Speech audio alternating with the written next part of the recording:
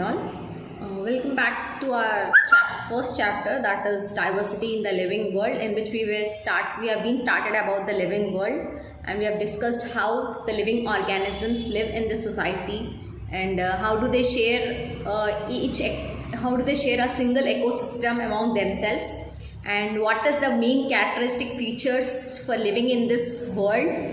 Okay, so we have started with, I'll just give you a brief explanation. We have started with biology. What is it? How does life influence biology? What is study which you deal in biology? And what is living world? How it is, how the organisms live in various levels of ecosystems, various places of ecosystems apart from the land and water.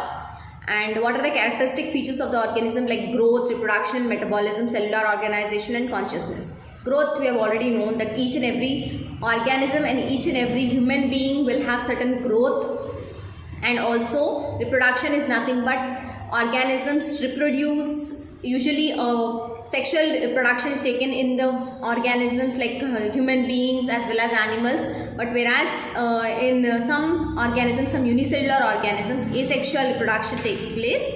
And metabolism, I already told you. Growth, just we have discussed it as increase in number and mass, which results in the next generation, production of next generation. Whereas reproduction, increase in the progeny from asexual or sexual reproduction. Okay. Next, metabolism. Metabolism is nothing but conversion of complex molecules into simple molecules for the body to encourage or increase the amount of energy in one's body. That could be a plant or an animal or a human being. So we have two types of metabolism systems that we have already studied, that is photosynthesis and cellular respiration. Photosynthesis, we take carbon dioxide and water, and in the presence of energy we produce glucose plus oxygen. That oxygen will be released by the plants and inhaled by human beings. Whereas in our body, like a human body or an organism body or an animal body, there is glucose and oxygen which will be converted later on into carbon dioxide, water, and energy is released. Next coming to cellular organization, it is the basic tool which ascends from simple to complex one. Like you will have a simple cell molecule. I'll just give you a brief explanation about it. See, you can see in the slide itself, you have a small atom. Those small atom combined, you don't have single atom, you will have millions of atoms in your body. So those millions of atoms combine to form a molecule. Those millions molecules combine to form a cell. Cell to cell tissue, then tissue to organ, then to organ system, and then to an organism. A whole organism is formed from where? From a single atom. So you can simply, cellular organization is defined as simple to complex one. It ascends from simple. It's like a small thing to a big hand. Okay? A small, tiny cell to a big hand. It is a small cell to an organism. That is in the human beings or animals. Coming to plants, these are also, you have roots, stems, and tissues. How does these roots, stems, and tissues are formed? You can see in the ascending order, you have ground tissue, vascular tissue, and dermal tissue.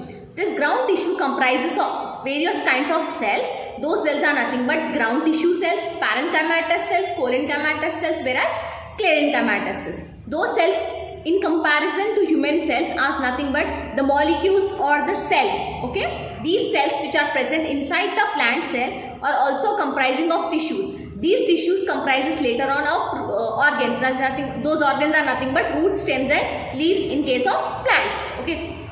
Next, coming to vascular tissue, same thing. Vascular tissue, I already told you, vascular system is very important for plant because it gives strength and water to the plant. It gives nutrients, supply of nutrients and water to the plants is given by these vascular tissue. Okay. Next, coming to dermal tissues. Dermal tissues are nothing but external application, or you can say external cover of plants which provide support as well as protection to the plant tissue. So cellular organization is nothing but simple, which ascends from simple to complex one.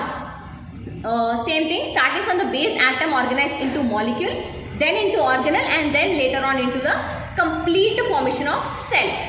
Next, cells are combined to form tissues, then organ, and then to organ system, and finally to an organism. The last point is cellular organization may be diploblastic or triploblastic.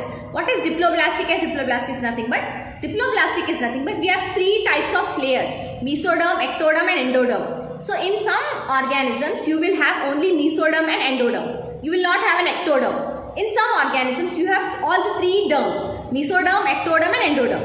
So that is nothing but cellular organization can be diploblastic or triploblastic, with or without in an organ system. Okay. Next, consciousness. What is consciousness? It is just a response to stimuli. When someone pinches you or someone slaps you, what you will do? You will just back off, or you will react to it immediately. That is nothing but consciousness.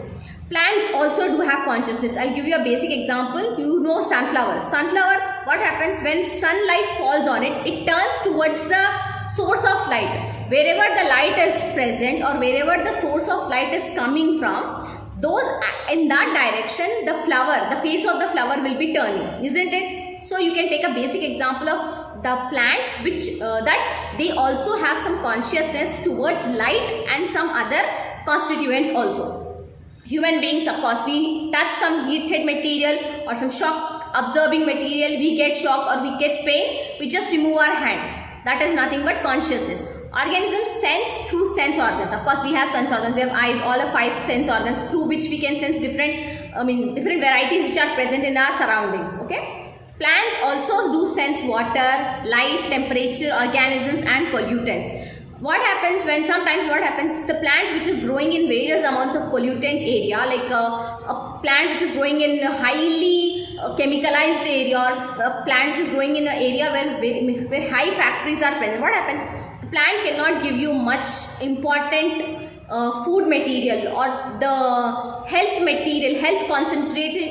concentration of that plant will not be as much as a normal plant. Why? Because the pollutants which are present in that soil or in that environment is harming the plant. That's why we can say that pollutants, air, temperature also do affect the survival of the plants.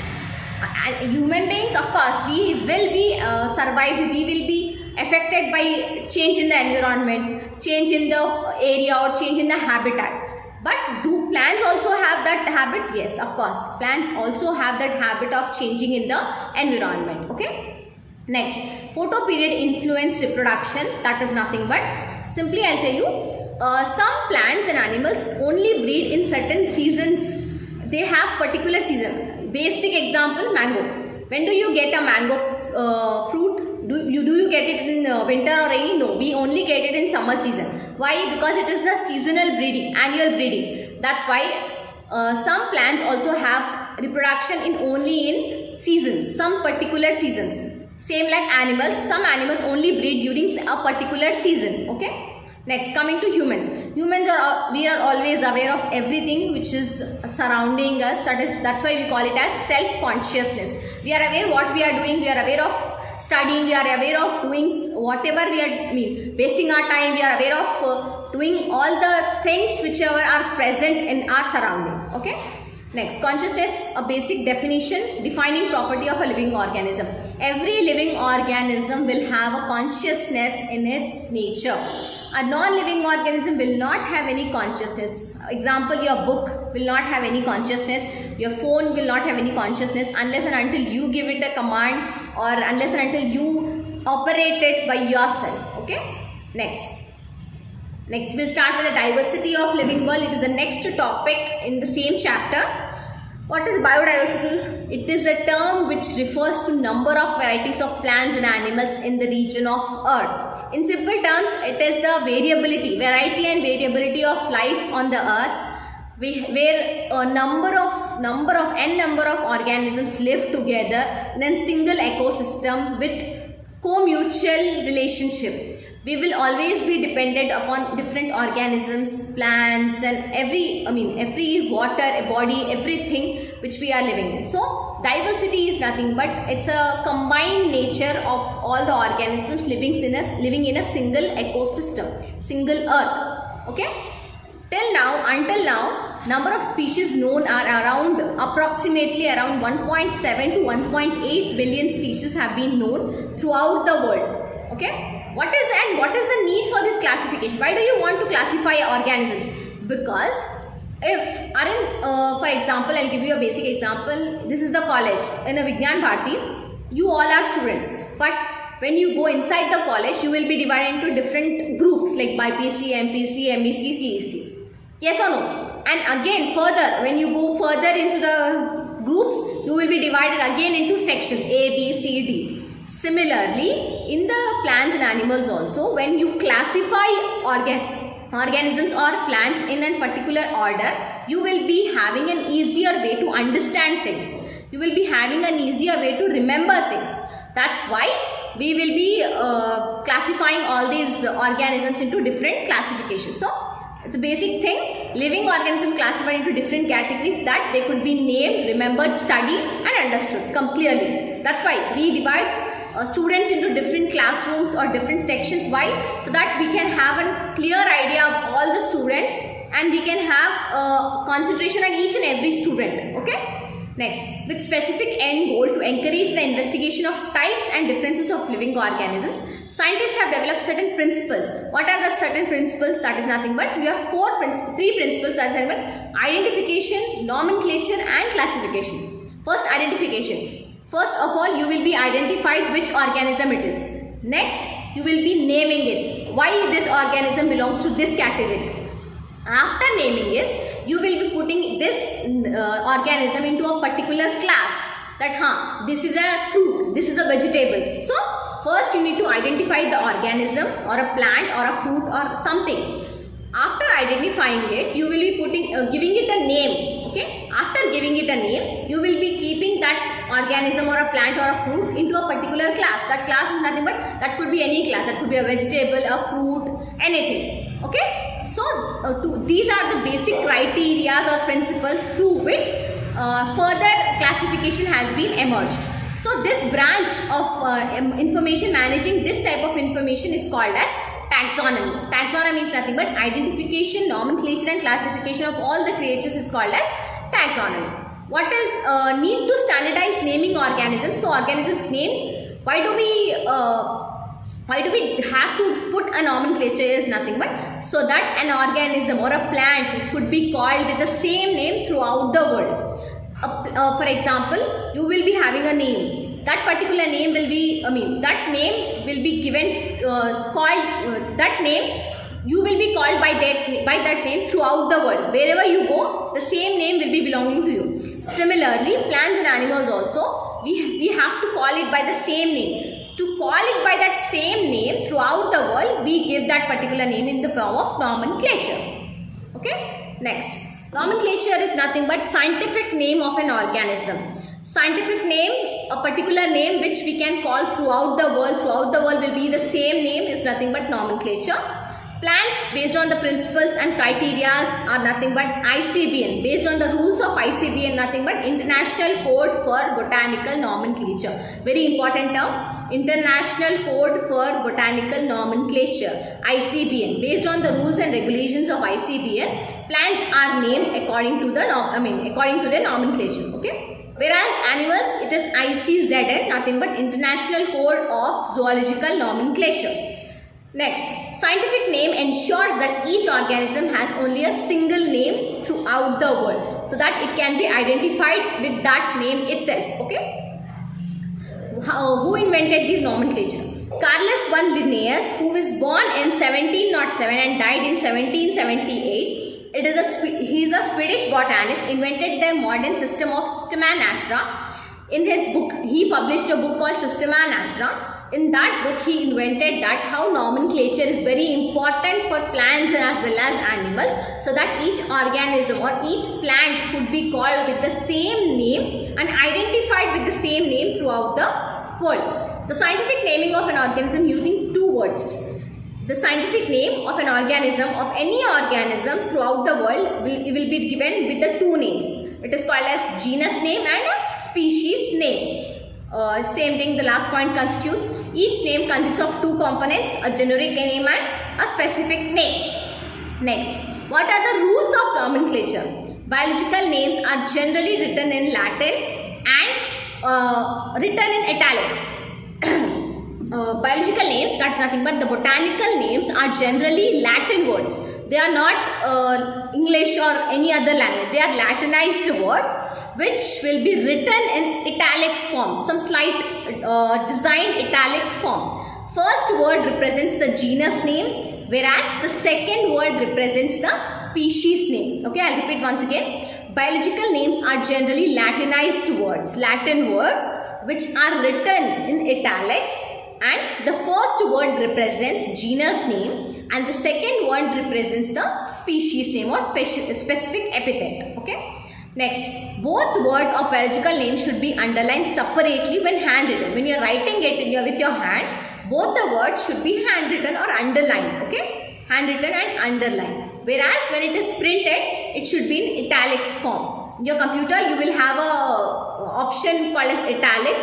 So whenever it is in italics form, whenever it is printed, the name should be in italics form, and whenever it is written, you should underline each name. Okay. Next, first word denoting genus starts with a capital letter, and the second word, that is species name, will start with a small letter. Okay. Genus name will always start with a capital letter, whereas the species name will start with a small letter. Okay. Next, name of the writer shows up towards the end of the scientific name. That is, any scientist who invented that name will be written at the end of the species name. For example, I have given you Homo sapiens. Homo sapiens is the scientific name for human beings. Okay, for human beings we call it as Homo sapiens. And what is that L-I-N-N? L-I-N-N is nothing but Linnaeus. Linnaeus is the scientist who initially depicted this name. So, the name of the scientist will be written at the end of the species name. Okay, once again I will repeat you what are the main basic rules of nomenclature. Where biological names are generally written in Latin and generally are Latin words which are written in italics, whereas the first word represents the genus name and the second word represents the species name. Both the words of biological names should be underlined separately when handwritten, and it should be italics if printed. Okay. The first word denoting genus starts with a capital letter and the species name starts with a small letter. And the name of the writer or the scientist who invented it should be written at the end of the scientific word or the end of the biological nomenclature of certain species or certain organisms. For example, Homo sapiens, Lin. Lin is nothing but the scientist name who invented it. It's Linnaeus. Okay. Next, it's a very important.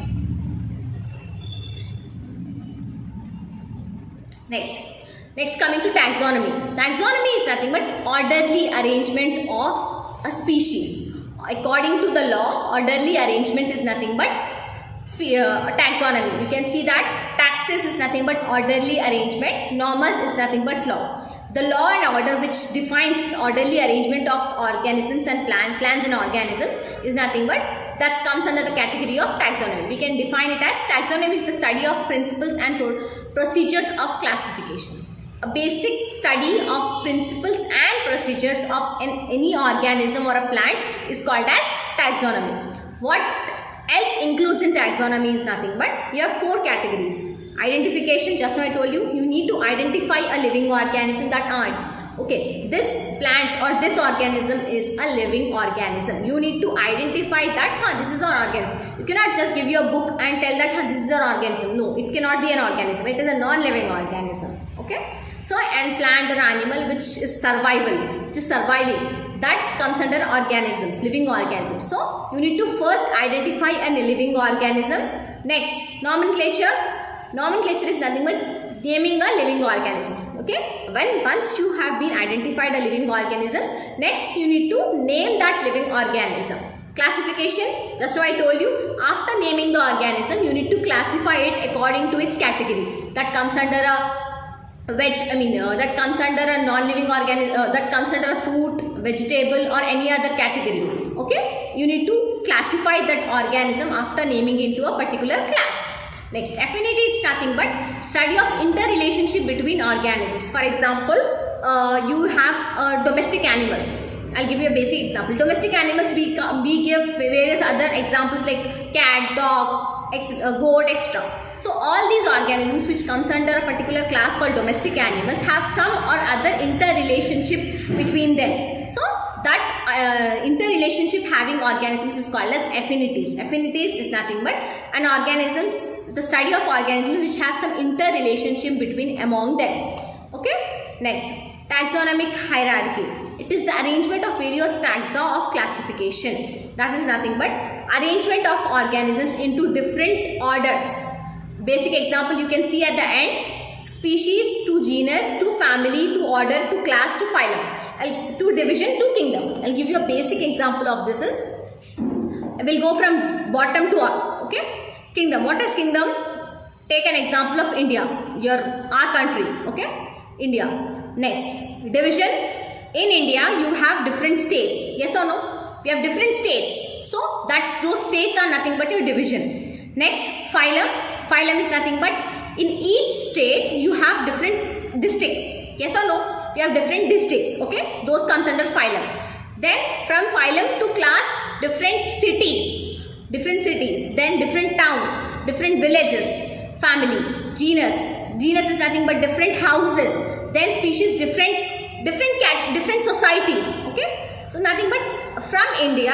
In India, you have different states, then to different districts, then to different colonies or different cities, then to different towns, then different colonies, then different societies, then different houses, different independent houses, dependent houses, different. So you have all those hierarchy from India till your house. Okay, you will be coming from a high level organization. Completely you will initially you people have been called as Indians. Again, when you come to a particular state, or when you come to a particular state, you will be called as a South Indian or North Indian or East Indian or West Indian, like that. Okay. Next, when you come to that particular area, you will be called as some particular belonging to some particular district, then to some particular city, then to particular town, then to particular society, then to particular house. So that is nothing but a classification, your classification. Similarly, plants do also have a simple classification according to that, which we will be studying now. Basically, what is systematics? Systematic is nothing but branch related to taxa. Taxa, just now I told you, arrangement of organisms in different categories is called as taxonomy. So arrangement of these